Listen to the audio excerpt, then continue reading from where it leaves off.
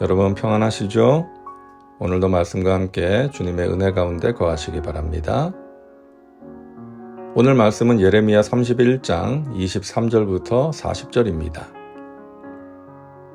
31장 전반부에서는 북왕국 이스라엘의 회복에 대한 메시지에 초점이 맞추어져 있었다면 후반부에서는 유다의 임할 회복과 축복의 메시지가 먼저 선포됩니다. 만군의 야훼 이스라엘의 하나님께서 이와 같이 말씀하시니라. 내가 그 사로잡힌 자를 돌아오게 할 때에 그들이 유다 땅과 그 성읍들에서 다시 이 말을 쓰리니 곧 의로운 처소요 거룩한 산이요 야훼께서 내게 복 주시기를 원하노라 할 것이며 유다는 포로 생활을 마치고 돌아오게 될 것입니다. 그들은 조상들이 거하던 땅에 다시 뿌리를 내리고 하나님의 이름으로 서로를 축복하게 될 것입니다. 의로운 처소요 거룩한 산이요 야훼께서 내게 복 주시기를 원하노라. 우리는 하나님의 이름으로 서로를 축복할 수 있는 사람들입니다. 하나님께서 우리에게 축복권을 주셨습니다. 모든 믿는 자들이 왕같은 제사장들로서 서로를 축복할 수 있는 것입니다. 여러분의 사랑하는 자녀를 축복하세요.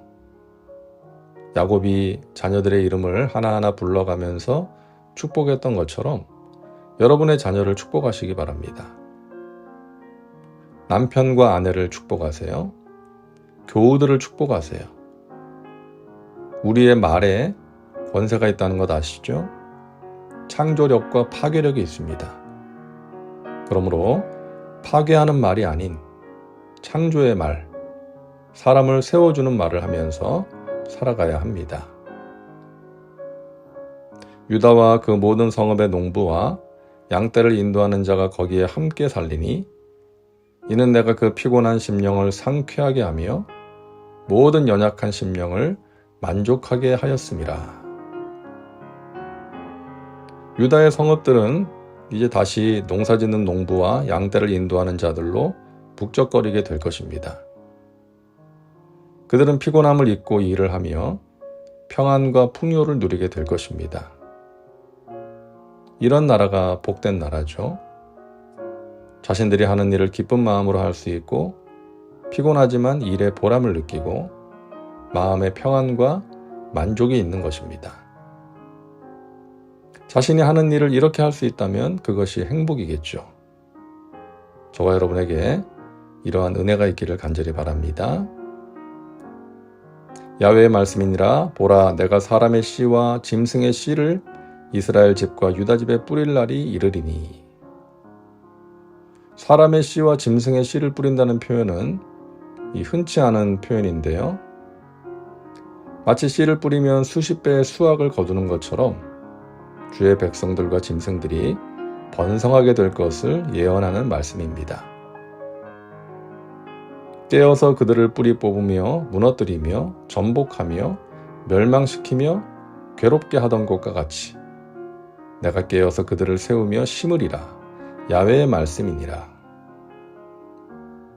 과거에 이들의 죄 때문에 분노하셨던 하나님이 열정적으로 그들을 뽑고 멸하셨던 것처럼 그와 같은 열정을 가지고 다시금 그들을 세우고 심으실 것이라는 말씀입니다. 자, 오늘 본문 중간을 보면 약간은 생뚱맞은 말씀이 나오는데요. 29절과 30절입니다. 그때에 그들이 말하기를 다시는 아버지가 신 포도를 먹었으므로 아들들의 이가 시다 하지 아니하겠고 신 포도를 먹는 자마다 그의 이가 신 것 같이 누구나 자기의 죄악으로 말미암아 죽으리라. 유다는 죄악으로 인해서 심판을 받아 바벨론에게 멸망당합니다. 그리고 바벨론의 포로로 끌려가게 되죠. 그때 예레미야를 비롯한 선지자들은 백성들의 끊임없는 불순종으로 인해서 올 것이 왔다. 그동안 여러 차례 예언한 것이 이루어졌다라고 선포했죠. 그러자 백성들 가운데 이런 말이 돌았습니다. 아버지가 신 포도를 먹어서 아들들의 이가 시다. 이 말의 의미는 조상들의 죄 때문에 자신들이 피해를 본다는 것이죠. 조상들의 잘못으로 인해 자신들이 바벨론의 포로로 끌려간다라고 생각하고 말했던 것입니다. 하지만 이에 대해서 선지자는 분명하게 말합니다. 모두가 각자의 신포도 죄악으로 인해 심판을 받는 것이다 라고 말하는 것입니다. 다른 사람에게 책임을 돌리는 것은 올바른 태도가 아니죠. 조상들 때문에, 저 사람 때문에 이러는 것이 아니라 모든 것이 내 탓입니다.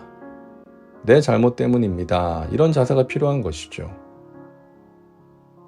요즘 이 나라는 서로를 탓하면서 물고 뜯고 있습니다. 대통령이 잘못해서, 여당 때문에, 야당 때문에, 아무개 때문에 이러면서 서로를 헐뜯고 끌어내리려고 하는 그런 모습은 정말 보기가 힘듭니다. 잘못하지 않은 사람이 누가 있겠습니까? 우리 모두가 죄인입니다.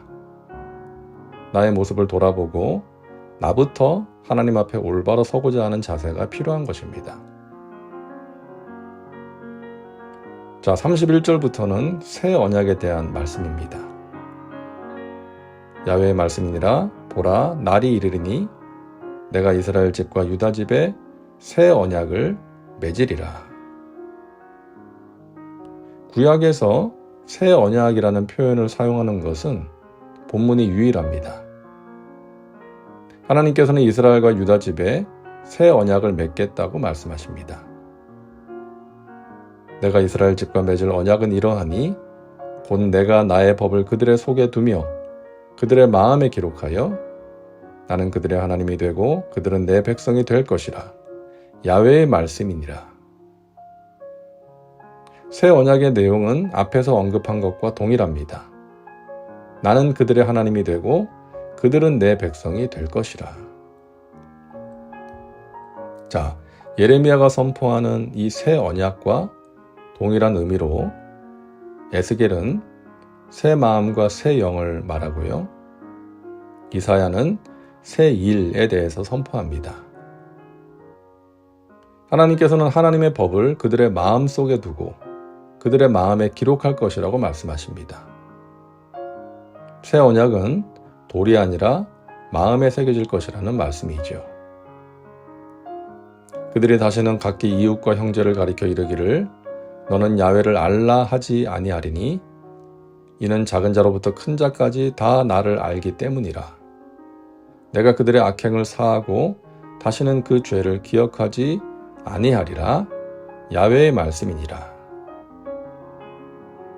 새 언약의 시대에 그들은 하나님을 알게 될 것입니다. 하나님을 아는 지식이 선택받은 몇 사람에게만 임하는 것이 아니라 모든 사람에게 주어지게 될 것입니다. 하나님을 아는 그 고상한 지식이 그들에게 임할 때 그들은 자신들의 죄를 깨닫고 회개할 것이고 하나님의 용서의 은혜가 임하게 될 것입니다. 오늘날 우리는 새 언약의 시대를 살고 있습니다. 예수님께서 이 땅에 세우신 교회를 통해 우리는 하나님을 알게 되었고 하나님의 용서의 은혜로 새로운 피조물이 되었습니다. 사랑하는 여러분, 오늘도 말씀과 함께를 통해서 하나님을 더욱 깊이 알게 되기를 바랍니다. 그리고 하나님께서 베푸시는 귀한 은혜 가운데 깊이 잠겨서 살아가시기를 주님의 이름으로 축원합니다. 기도합니다. 사랑과 은혜가 풍성하신 하나님, 오늘도 말씀과 함께 살게 하시니 감사합니다. 우리의 과거를 묻지 않으시고 하나님과의 관계 속에서 새로운 피조물로 세워주시니 감사합니다. 회복시키시는 하나님의 은혜 가운데 기뻐하고 즐거워하며 살아가는 저희들 되게 하옵소서. 오늘도 말씀과 함께하는 하나님의 백성들에게 하나님을 아는 지식이 더하게 하시고 그로 인한 하나님의 은혜도 더욱 풍성히 임하게 하여 주시옵소서. 예수님의 이름으로 기도하옵나이다. 아멘. 오늘도 말씀과 함께 은혜 가운데 거하시기 바랍니다. 여러분 사랑하고 축복합니다.